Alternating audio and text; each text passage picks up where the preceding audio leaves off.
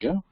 All right. Well, welcome to the Follow-Up Mastermind Braintrust phone call for our webinar on August 10th on the, as Becky always says, the new Shop Local. You got to visualize the air quotes, right? The new Shop Local as part of our Ruralist-sponsored Restoring Your Rural Business series here for the Small Business Center Network of North Carolina at all the community colleges. I'm not going to get into our longer spiel because if you found this somehow, then you probably pretty well much know that we do have all the information, and I will share the link if you go to bit.ly, bit.ly/Restore Rural capital NC, capital letters NC. You will find all of this wonderful material that we've had over the last couple of months. And if you catch this after the fact, Becky just put it up in the chat, so that'll be there. So appreciate that. But I wasn't sure if the chat would come back up in the replay of this, but I think it does. I think it's just like everything else. It's hosted, so we appreciate it. So if you catch us after the fact, that's where all of our pertinent information is, and we're seeing a lot of great follow-up after the fact. So of course, I want to keep saying post-COVID. It feels like we need to be saying that, but we're not there yet. So a lot of this new Shop Local does apply to that, right, Becky? It does, and in fact is a lot of what has accelerated the trends that lead to the new Shop Local. Just like everything else. So I will step back a little bit and let you roll, and I'll see if anybody gets on and has questions for you. Okay.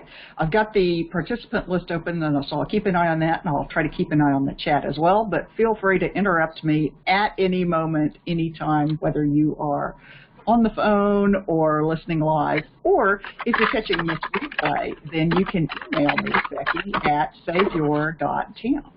And I'll throw that into the chat as well while we're doing this, because the purpose of this is for me to answer your questions and to talk about the things that have come up for you. So let me throw this email address right in here. There we go. And actually, I would back up a slide. There's my email address if you would like to shoot me an email. If you either don't want to ask that question live where everyone will hear you ask that question, or maybe it's something that's just a little embarrassing. Todd, we're getting your keyboard noise, and so if you want to mute while you're not talking, because I know you've got stuff going on in the background that you're moving around. So some of the things that I've brought for us to talk about while we are open for your questions is, the first one was, how do we get people back inside? Right? How do we get them back into the stores? So this picture was actually up at my local electronics/grills, like outdoor meat grills and appliances and mattresses. Right? I think that's they used to be a Radio Shack, and now they cover everything. But this was in their window, and I thought, this is the challenge. What are the experiences that people will come back inside the stores for? So that's part of what we're trying to do. And part of this is really about understanding people's behaviors and motivations. On Tuesday, and if you want to go back and catch that recording, or you already have, we talked about the challenge of the fact that the Shop Local messages are kind of worn out. We've used every message we could think of. We have bludgeoned people with the logic. We have pulled at their heartstrings with emotion. We have shouted Shop Local from the rooftops. We have created every kind of assisted merchandise, posters, banners, bags, signs, bag inserts, campaigns in the media, right? You name it, people have done it. And people still are shifting more of their shopping away. So what can we do that actually gets to people? And part of it is understanding this is a mature market. So those old messages don't work necessarily anymore. So now we have to reach for new marketing messages and new marketing methods besides just campaigns. So understanding those motivations also means not trusting necessarily what people tell us, because sometimes our motivations are hidden. When people tell us what they want, or they tell us what the barriers are that stop them from shopping locally, people don't want to say, I don't care about local businesses. I don't care about our local economy today, or I just don't feel like it. So they'll say, oh, I couldn't find what I needed in our stores, when they didn't even go look. Or they'll say, oh, the parking's no good, and I hate to walk. I don't want to cross the street, cross the traffic. Meanwhile, they'll cross, practically get run over in the parking lot at the big box store. They'll talk about what hours people are open, when maybe their motivation is they just, they didn't feel like doing it, right? So you don't say those things. People do want convenience. We know this. If it's convenient for them, they'll do it. If it's speedy, they'll do it. So that's why they shop online. It's convenient, it's quick, they'll do it. They want experiences, and they will go to stores that feel good to them. And people want to feel virtuous, and so then they shop local when it suits them. Drives us crazy that people will shop local when it suits. So our goal has to be that long-term change in behavior. And so we know that it's a multi-step process now. It's complex to explain, but it's really easy to act on. And, we want people to make a habit of shopping in their local stores. And people tend to behave in ways that are consistent with what they think of themselves. Their identity as good people who support the local economy, will move them to shift a little more of their shopping at local stores and make more of a habit of it. We just have to help people redefine their identity and how they see themselves. And we do that. Here's how you redefine somebody's identity, if you ever wanted to know. You get them to take one action or behave in a certain way enough times that they are acting their way into a new way of behaving. And you can read more about this in the book Switch by the Heath brothers, about how do you get people to redefine who they are. So you get them to take that temporary action and experience that they want to be part of. So we entice them with something they already want to do. So that could be, I want to be cool in the air conditioning, or just creating that experience that people will want to be part of and act the way you want even one time. So we're going to talk about some campaigns, but before we do that, I want to stop and look at the list. I don't see any questions in the chat, but let me check to see who all's in. I don't see any new folks, but all right. Todd, did anything come up from that whole discussion on changing behaviors that you wanted to talk about? I did have a question from another director about, and I think it's because they missed the other day, and it gets to what you were just talking about, though, is just how do we incorporate more convenience, because COVID has ramped up everything, and it's tough for different small local businesses to add that convenience factor. But that was one of the big ones that they asked was like, how does somebody that's in particular like a landlocked Main Street type of shop, no matter what it is, how do they provide that convenience that does hurt them for folks? Absolutely. And I think the answers to that we covered in the previous session really talk about delivery, about continuing with those options that we developed during the pandemic, which was curbside pickup, delivery, after-hours shopping, limited shopping. We'll do video shopping with you. Just get on the phone and we'll FaceTime, and I'll walk you through the store and help you find the thing that you want.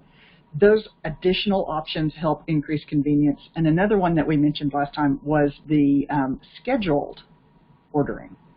This is something that Amazon takes a lot of advantage of, which is we'll just send you orders automatically until you tell us to stop. And if you sell any kind of local thing that is whatever you sell, if it is something that people might run out of after they use it, then set up a schedule. I mean, the tire store, why does the tire store not call me or, have an automatic thing where they just make an appointment to replace my tires every however often they're recommended to be replaced? Or, your battery has only got a useful life in your auto of, 3 years, 5 years? I don't know, but the dealer does. Why have they not scheduled that, And you know, I used to run a liquor store. Why do we not have like an automatic thing where we like have the box of the month?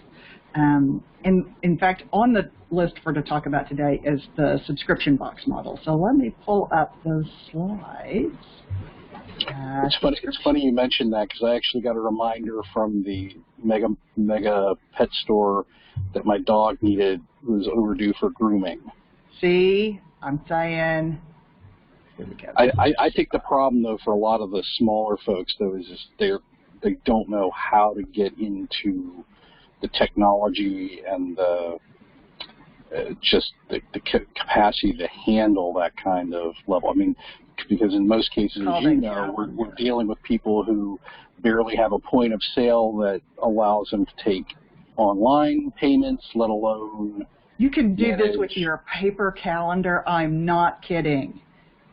Right? You go to the drugstore in my town, and they have the big, old-school white calendar with big blocks for each date, right? And they give them to you for free, right? Because it's got their name at the top. Holder Drug, Alva, Oklahoma. Give them a call. On that, you write. When somebody buys something that you're like, they need a follow-up, then you turn to where the follow-up is going to be, and you write it on the calendar. You're a small store, you can do this. You can write it on a sticky note, and you can move it from page to page. When I ran the liquor store, we also did we had 12 sheets of paper. Each sheet of paper had a month at the top of it. And on that month's page, we would write stuff that we needed to remember to do. Like we wrote down on there, check with the Alumni Association, their dinner is coming up and they need boxed wine.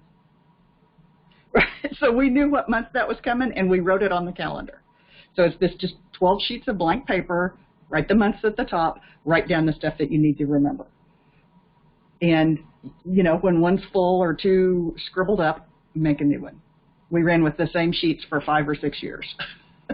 You know, and on that we had all those things that we needed to prepare for. And so, like in September, it said, check the gift wrap supplies for the holidays and be sure to reorder now. Don't wait until December and go, we're out of gift bags. Right? So those kind of reminders, as well as those recurring reminders for customers. So it's not that hard to operate a calendar. If you are an electronic person and then you like use Google Calendar, you can do that. All the voice assistants now, you know, we talked about how to trick the voice assistants into sending an order to you instead of the big guys. You can do the same thing. They'll do reminders for you. You can say to your Amazon assistant out loud, remind me in 3 months that Todd is due for grooming. Not Todd, but his dog. Todd's dog, whatever Todd's dog's name is due for grooming. And it will remind you. So, like, you didn't have to do anything high-tech there other than say out loud to your assistant, remind me to do this. I think you illustrate that it has less to do with the tech and just the will to do it. Absolutely, absolutely. And we know there are people running retail stores who do not want to change or do any additional work. I ran a retail store for nearly 13 years. Bricks and mortar, walk-in customers, open 11 hours a day. I didn't want to add anything new to what we did. I had to see that it was going to save me effort, and that's why we had an iPad point of sale before anybody else in town, because I could see where it was going to save us work. And we were still tracking inventory on paper, and it was driving me bananas, and I was tired of it. And so that's why we switched, right? I had to get good and sick and tired of the way we were doing it before I would change, and I hear that. I really do. It's not like, and of all the ideas that are in any of the things we've just suggested, you don't have to do all of it. Pick one. Pick one idea. Start with that. Make that change in your business and follow it up, right? Say, okay, by gum, we're going to do automatic orders. I'm going to figure out this calendar thing, and we're going to do it, right? And then I'm going to put signs everywhere. I'm going to remind everybody that works at my counter. I'm going to put it in all of my advertising and all over my social media, and it's going to say, we do automatic orders. Let us know, you know, we're going to put you on the schedule. And then do it and try it for 6 months and see how it goes. Then think about doing another one, right? Like only one at a time. So subscription boxes is the other one that we just mentioned, which is where it's not just like, hey, your dog needs grooming or the battery in your car needs replaced. Subscription boxes are more like a fun thing. It's like a surprise package, right? Like, ooh, surprise, you got good stuff. The one that you see on screen is from my local, it's called the Daisy Village. They do women's clothing and accessories and cool stuff, and they have, all kinds of cool things. And so this was the August gift box that you could sign up for, and if you were part of the subscription box, then you get these things. And these are always unique items. They will not be offered in the store. So if you wanted the Free to Be Kind t-shirt, which I love that choice, if you want that, you have to be one of the subscribers. So they always preview it before it comes out. And then you can see they tell you when the box will ship. And if you subscribe for 3 months, you only have to commit to 3 months, and then you get free shipping. So that's pretty cool. But you can do this with anything. I mean, I know of, there's like the Healthy Snack Foods box, the books, the Kids Science Project, the beauty products, clothing, jewelry, cookies, pet treats, nail polish, arts and crafts. These are all real-world examples. Wine, vitamins, tea, whatever.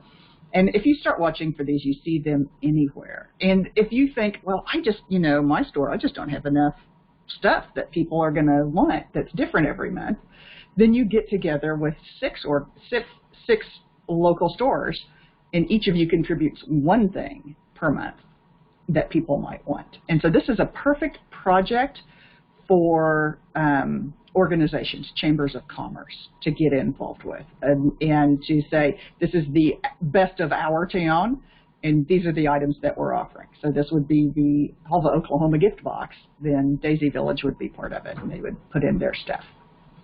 So, each store contributes a little bit. Everybody helps put them together, or you take turns, and you get to introduce it to all the customers at all 6 stores, which means 6 times the number of potential customers, and then each of the store's customers learn about the other stores, right? So you're cross-promoting each other. I think it's great. And then the trick about that is it's not just for your local people that live here now. Your Best of Our Town box is so easy to sell to your tourists and visitors and people who used to live in town and people that are just nostalgic for your town because they have a family connection, whatever that connection might be. And a subscription box is a way to take advantage of that. And you can sell them one-off, too. Oh, you're visiting. You might as well pick up the visitor's subscription box that's available right now and take one home with you with the best of everything from our town. All right. And then if you're going, well, I can't do it because of legal restrictions, like I mentioned the liquor store, we were not allowed to deliver. That was illegal. We couldn't even charge your credit card in advance until you were actually in the building. That was illegal. So we could pick out the items for the month, assemble them into bags or boxes, notify customers they were ready, and then let them come in, run their payment, and then they can pick it up and take it with them. So that's still the subscription idea, but working within the legal requirements that were put on us. So that's subscription boxes. All right. See, I have other stories. Did you want to throw anything in there, Todd? No, I do think this is one of those that the technology does help a little bit, but at the same time, again, it does not have to be high tech. No. Where it's a matter of especially if you keep it simple to represent particularly an area, or and it's also an easy entry way for folks who maybe don't have retail space already, because it is just a matter of getting all the items together and getting them shipped and making sure you've got the costing worked out. So we pushed this on quite a few folks who are starting at home. It's a really good at-home model to start with. It's a good next step. Like if you do events and you kind of start that customer list and you've got a few fans, giving them regular shipments, even little tiny ones, like the Daisy Girl box is like $45. Yours doesn't have to be that expensive. You can start with a $5 subscription box as long as you can figure out a way to make money on it. Okay, so I want to go to cash mobs. Cash mobs are a great way to tap people's desire to support your community, especially when you're having some tough times, but they work anytime. They got a lot of attention a few years ago when they first were a new thing. People talked a lot about cash mobs, and then they kind of disappeared and went off the radar, and I think they're due for a comeback because they make a lot of sense. It's really just a group of everyday people, anybody, who shows up at the same local business on the same day, or do it, place their online orders on that day. So you kind of pick the day when people are going to go. It used to be pre-pandemic, you tried to get everybody there at the same time, so it was a big crowd in the building all at the same time. And now we're like, okay, we'll just pick a day and let it spread out a little more. So you do want to pick one business. You set a suggested amount. This picture is from Luling, Texas, where I actually used to live in Luling when I was a kid. So I have a fondness for Luling. See the railroad tracks going through town right there. It tells you everything you need to know about Luling. They picked the liquor store one year, which I thought was great. So pick a business that people will love to do. In my nearby big town of Alva, Oklahoma, there's a drugstore, Holder Drug, the one that hands out the calendars. They have been a pillar of the community for decades, and it would be so easy to encourage people to go and support them because they have supported people in the community for years. If you pick something like the liquor store, like Luling did, then you have, people are like, well, I need to stop and pick up a little bottle, right? So, pick one that's fun. All right. You do want to suggest an amount, right, so that people know approximately how much to spend, or like what's expected of me. So they don't just go to the store that day and then leave with empty hands. They go in the door going, I have $20 to spend. How am I going to spend it? $20 is a really good starting point, but if things are tight and $5 is what you need to say is the amount, then say $5. And then you just get the word out. You go online, you pick up the telephone, you text your friends, you do whatever works to reach people in your town. The organizers of one of the very first ones that I heard of, they measured their success by whether they got one person that they did not know at the beginning who actually showed up. So a success secret for this is to take a lot of pictures and post them all over so that people got excited. And if you go live with video early in the day, you share some photos early in the day, maybe you'll pick up some people during the day who will come out. Make a big deal about how this makes a difference in your community. And then pick another business and do it again. Maybe a month later. It just depends on your town and your people and what goes on. Use your picks from last time to drum up interest this time. And then pick your hashtag. Pick your hashtag and use that to encourage people to come back. So you'll notice it's not an old way, you should shop local campaign. It's just like, hey, we're doing a thing, come be part of it. So it's an experience that people can choose to be part of and enjoy. And it's also, it kind of lends itself to people doing experiments with it and changing the way they participate. This picture here, this is the flyer from Buchanan. I think they're Virginia. I think they're in Virginia or West Virginia, maybe. Must be West Virginia. But this is how they explained it to everybody. So they gave everybody the instructions so that they would understand how it works. You want to gather your crowd, build that network, but you want to make it really easy for people. And if you are doing a lot of online promotion, you want to make sure that people understand, even if they can't spend money right now, they can help by spreading the word, which means click like, click share, forward this on, text some friends. In terms of changing people's behavior, which we keep talking about, that we need to, as the market's mature, we have to help people change their behavior. This is a prompt. This prompts a new behavior. So we said, if you get people to behave the way they want one time, and then maybe a few times, like once a month, they come to the cash mob, you're helping them build this identity as somebody who supports their local community, and they're more likely to continue to do it in the future. So it reinforces their belief in who they are and the kind of person that they are. So, and this is a big community builder as well. This is something that helps people see themselves as part of the community, and that what they are doing helps the community. All right. Cash mobs. Yes, Todd. This is just so old school, though.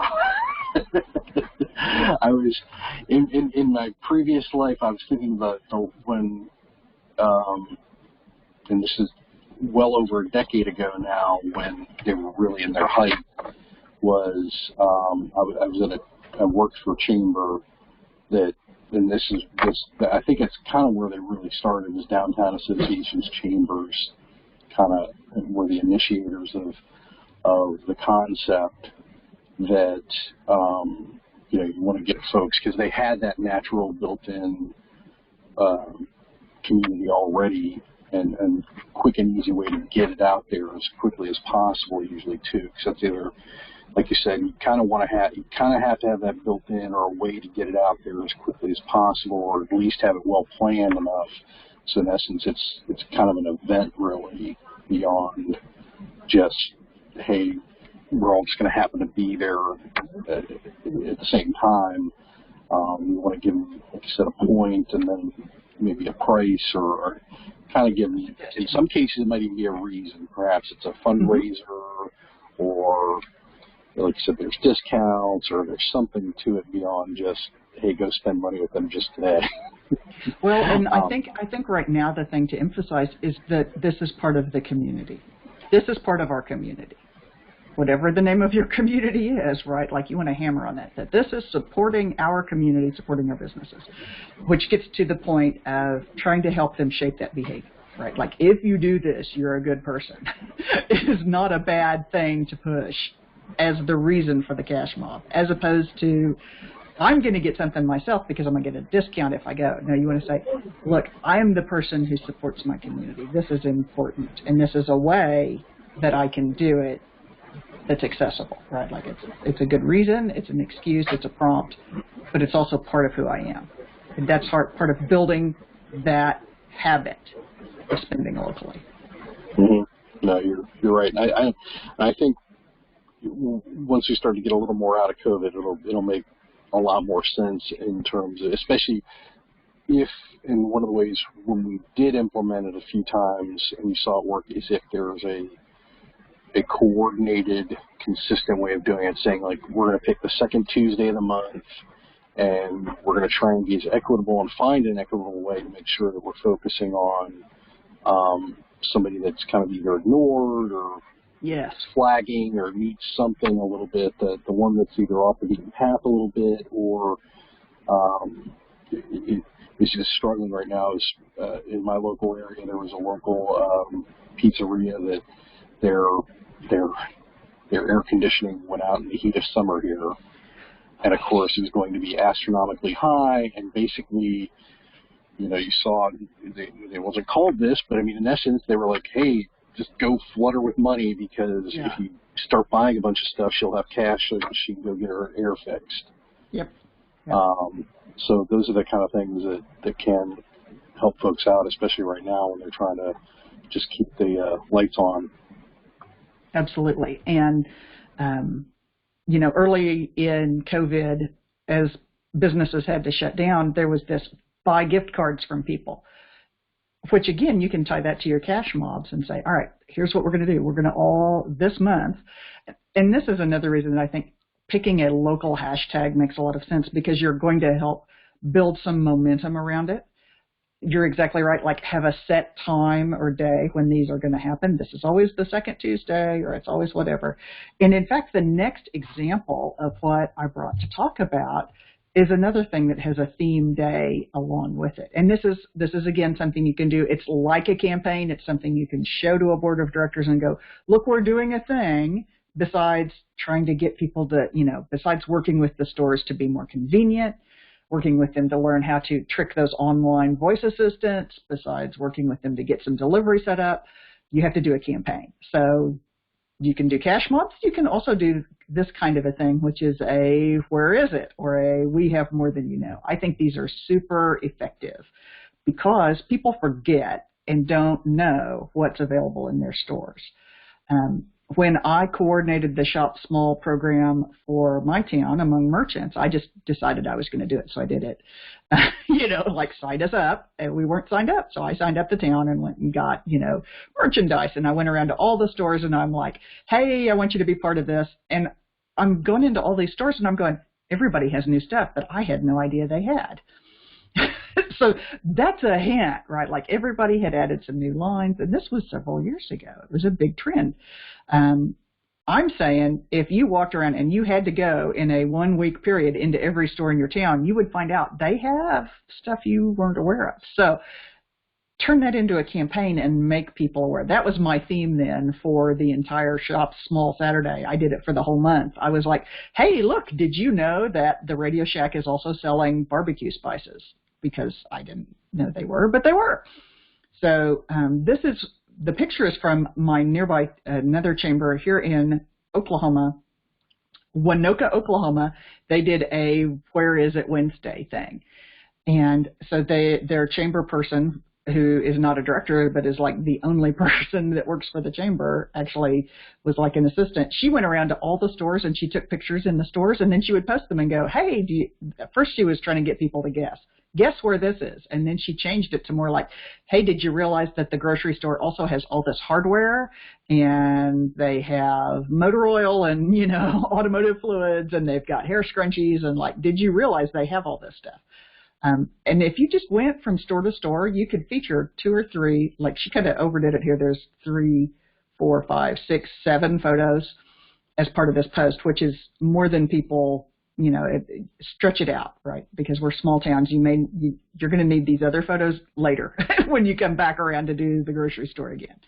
So, just get 2 or 3 photos of cool stuff that you didn't realize they have. Like the sewing center that has sewing machines and fabrics also had adult coloring books when they first came out. And I went, I didn't know that, right? Like, because who was going to guess that? They also had like some pre-sewn stuff. I didn't know they did, that was like giftware. I didn't know they had those things. So those kind of campaigns of, did you know we have this? You can send it by email. You can do it by social media the way Winoka did it. You can do it on paper for all I care. You can do it in a media campaign. Luling, Texas also did one of these series where they profiled their local merchants. And they did an update each time that was called Homegrown Luling, which I think is a great phrase, homegrown. All right, so let's see here. The reason it works, of course, is that people just don't realize all the stuff that's in town. We all have stories like this. A friend of mine needed lawnmower blades. Her husband had started a kind of a side hustle of mowing lawns, and he was getting his lawnmower blades. She was driving an hour to the town, the big town, to pick them up. And then she found out the farm supply store that's really a guy in his barn a mile out of town actually had them in stock, and they cost less. So we all have stories like that of, I didn't realize that this was available. So you have to remind people all the time with these prompts of all the things that are available in town and where they can find them. And it looks like a campaign, and it's something you can show your board of directors that you did the thing, we're doing a thing. It also helps build better connections and relationships between an organization and the business owners. And so community happens when people talk to each other. Again, you're building community. And even if you're not an organization, like I did this for my community, I had no official position. I had just signed us up for Shop Small Saturday, and so this is what I ended up doing.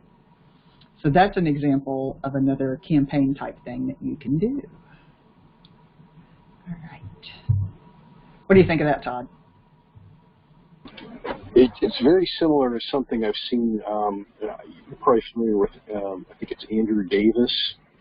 Mm-hmm. He does a lot of the small town marketing kind of stuff. And yeah. One of his big pushes for businesses to really capitalize on when your area is known for, become the capital of something. Right. In a lot of cases, a new business owner may not even know that there is either, a famous festival or something that the area is well known for and that they can capitalize on. I always like that idea that you know, that you attach yourself to that notion, because it does open yourself up to different markets that may not be thinking of whatever your business is.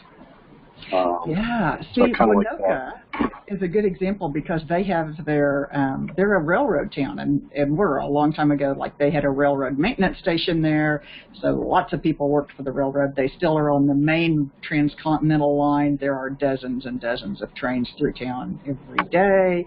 They have one of the few remaining Harvey houses, which were the restaurant and cafe attached to the railroads back in the day. And so their original shop local theme was on the right track, right?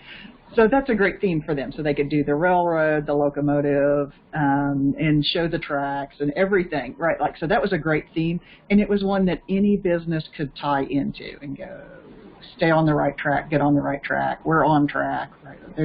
We're on a roll, right? Like, there's plenty of ways that anybody could tie into that. And we talked actually in the other session about the toilet paper campaign in Greater Franklin County, Iowa. And anybody could tie into that, right? Like, every business could figure out a connection to that campaign so that they were part of it. And so even though that's not like we want the town to be known for toilet paper, that's what we want the campaign to be known for, and that was a good move. Cool. All right, so let's talk about your causes. Let's talk about your causes. You don't do this enough. I mentioned this last time, and I think that we really don't do enough of this. Most small businesses support some causes, but then they don't make near big enough of a deal about it. So this particular example is a paint company that has several different locations across their entire area. So they're a regional small chain kind of thing with lots of little locations. And so this is talking about they're giving back over the 25 communities that they're in. They supported their food bank. So they flooded their social media with pictures from each community of handing that check to the local food bank. And so some of the pictures are at the food pantry, some of them are in the hardware store, some of them are other places. And so because of the variety of the photos out of the different communities, it makes a good display of, wow, look, they're supporting their food pantries. It'd be great if there were like some the pictures could have a little more food involvement. I'm not going to critique it too bad because I'm just really glad they talked about their cause. I think that if you can also talk about why it matters to you, why did you pick this? Last time I showed you the picture from the Farmers Co-op. I'll show you that again. Let me find that photo for you right quick. The Farmers Co-op ran an ad, right? This was their newspaper ad of here are the causes that we support for the love of community. I would love for them, instead of listing them all in one ad, like this is your theme, like at least one ad a month where you talk about, pick one of your causes and talk about why you picked that cause.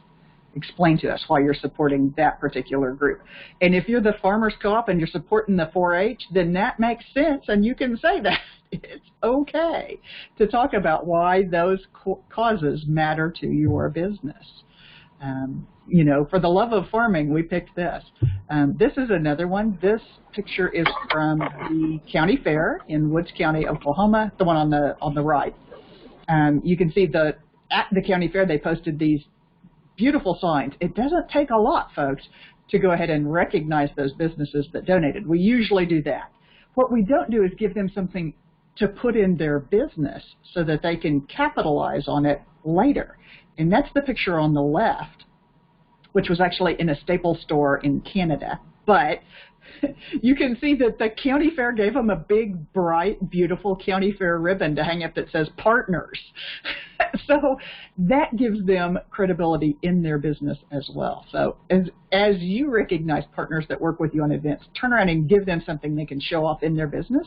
And I would love to see, like, probably Staples won't do it, but local businesses can then run an ad, and not just in the paper, but all of your media, right? Like you have all of your media, get that story going in all the places.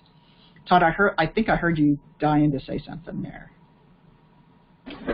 No, I wasn't dying, but it did give me a thought that if you know you're going to set aside funds to donate, you can almost turn it into something even on the front end as something, unless you do, like you said, you do want to take advantage of going, this is why we're donating, and have a personal connection, whether it's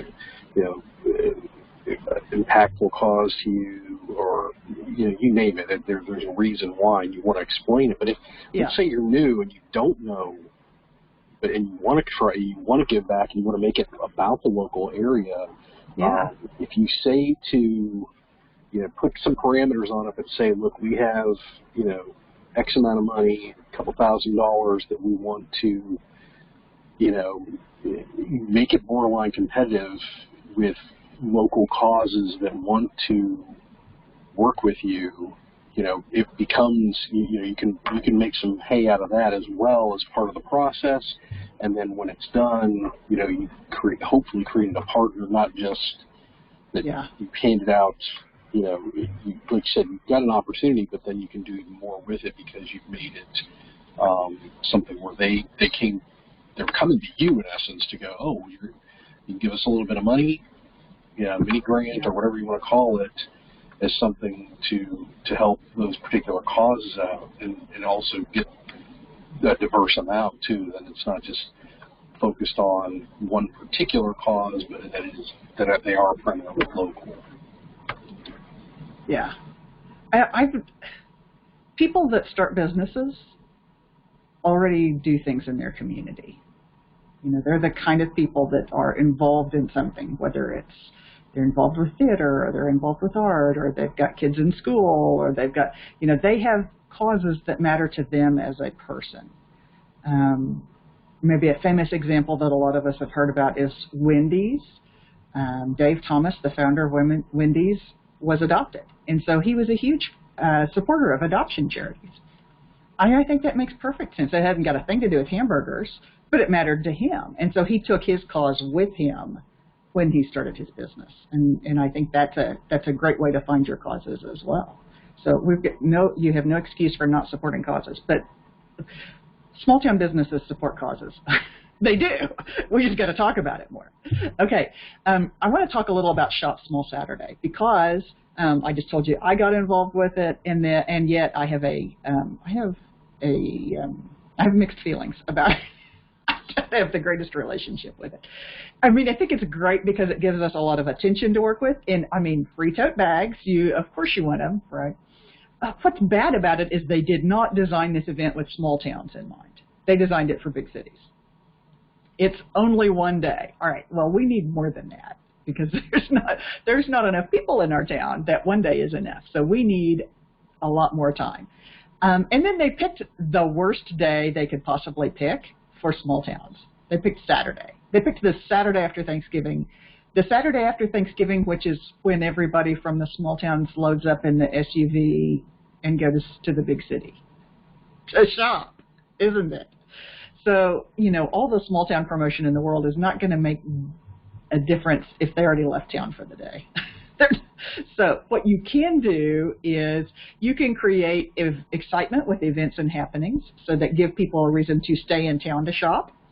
One of the years that I did Shop Small, and that picture, in fact, both those pictures are from my town. That's me doing Shop Small at my town. What I did was I tied in with our chamber was going to do a promotion on that Saturday already. They were going to do a drawing, and so I tied in with that. But you could do anything you can think of that for an event. You can also promote an alternative. I would love to see you do an alternative to the big city shopping trip, say small town shopping tour, right? And connect with other nearby towns and go, hey, if you want to, have as much fun and as much variety as going to the big city, be sure to go to our neighboring town where there's the awesome quilting shop, and then come to our town where we have this framing shop, and then go to the other town on the other side where they have this amazing natural history place, right? Where they sell minerals and rocks and gems. All right, so you connect the small town shopping tour and make it as exciting as the big city tour, and talk about that as a promotion, and then you get all the towns together to do it. All right, so the other problem I have with it is that so we've got the frame art on the left. That's one of our local businesses that's really cool. The reason I don't love it, besides they picked the wrong day, they picked the wrong, they only make it one day, is the number of businesses that are excluded. If you read the directions on the site, I could not sign up from my store. I ran a bricks and mortar retail store, one of the larger bricks and mortar stores in my town, and I was not eligible because I sold liquor. So my store was not officially a participant and could not be listed on any of the lists. And I was the one who did it for our town. This is just kind of crazy. So if you sell cigarettes, you can't do it. If you have your sporting goods store or your drugstore that also sells sporting goods, no, not eligible.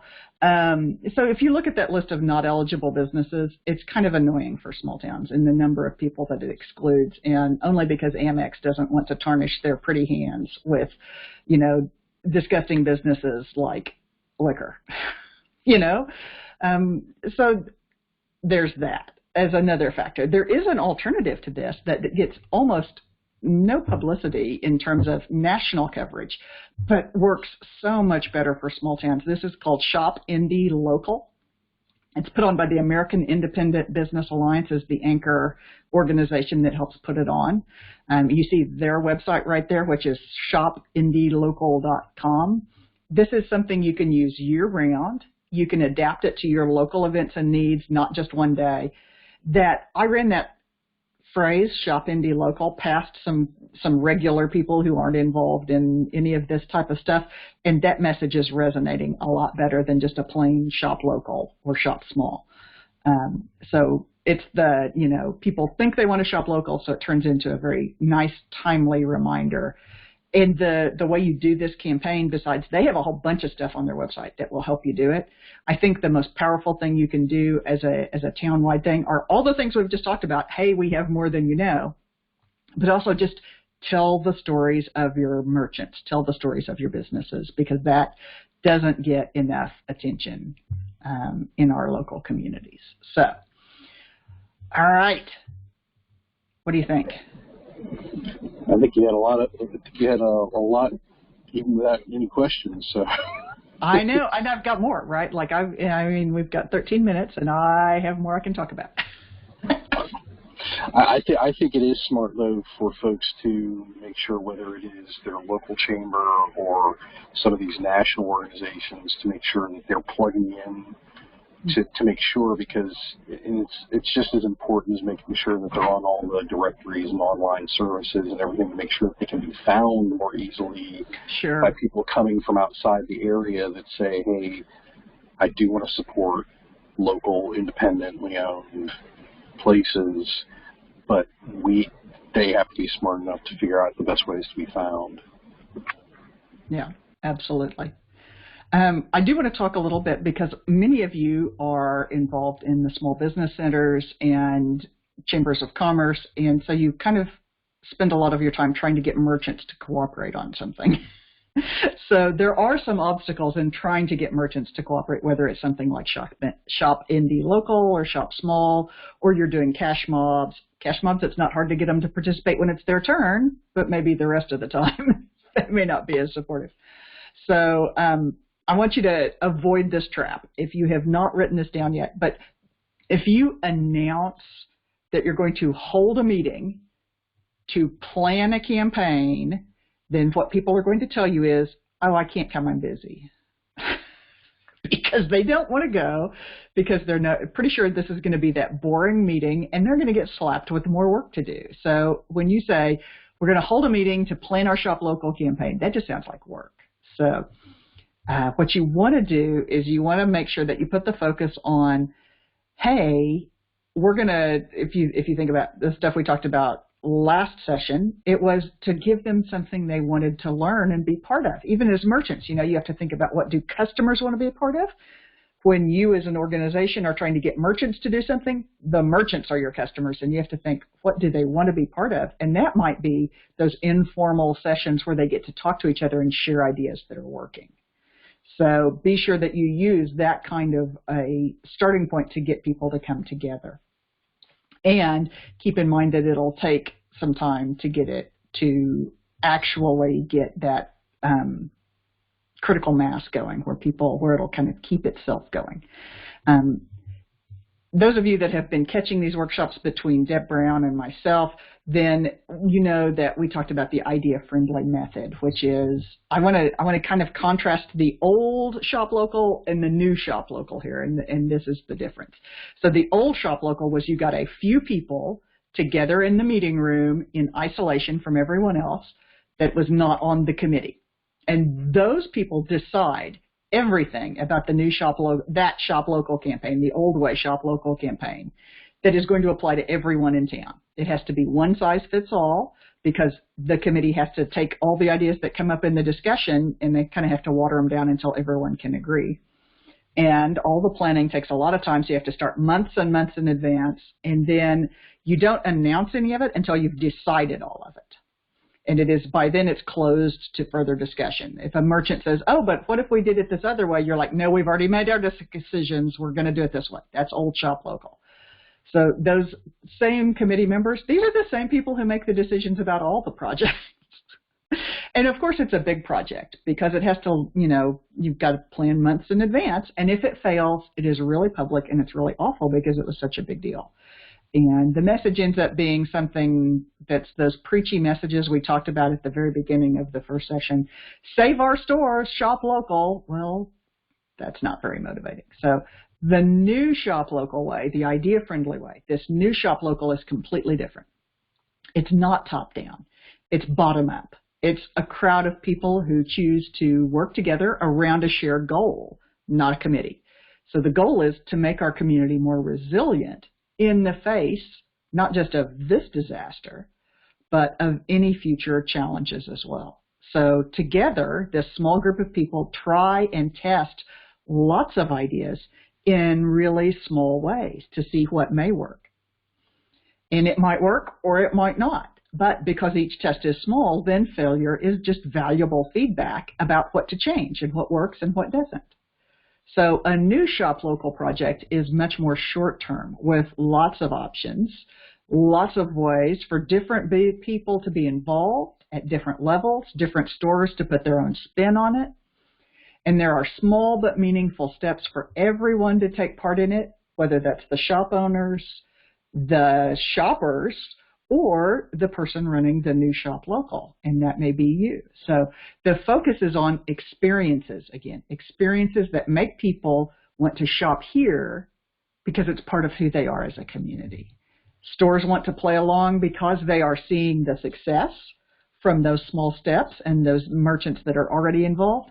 So people are excited to belong to this active, idea-friendly group of people sharing ideas and changing the way everything works. So that is the difference between old shop local, which is like save our stores, shop local, and new shop local, which is let's get together and find ways to help people build new, stronger habits. And that's that. Great job, Becky. You're like chock full of information. I'm chock full of something. Did you just say I'm full of it? Is that what you just said? That's what you just said. Well, there's nothing wrong with being full of it as long as it's good stuff, right? I appreciate it. And there's Becky's information. If you're catching this after the fact and you're seeing the video, probably there's her information. But if you're catching the audio on this, you want to go to Becky at saveyour.town. And again, if you want to catch all the other stuff, the recordings and the previous webinar for this, you're going to want to go to bit.ly/restore rural NC capital NC, so it's case sensitive, and you'll find all the other stuff, lots of great stuff actually. So, Becky, thanks for following up again, and again, whatever you're full of, it's good. So I'll make one last pitch. If you are looking at some of those past videos that you might want to look at, February's Downtown After 5 and April's Get More Customers Together that Deb Brown did, both tie right into this.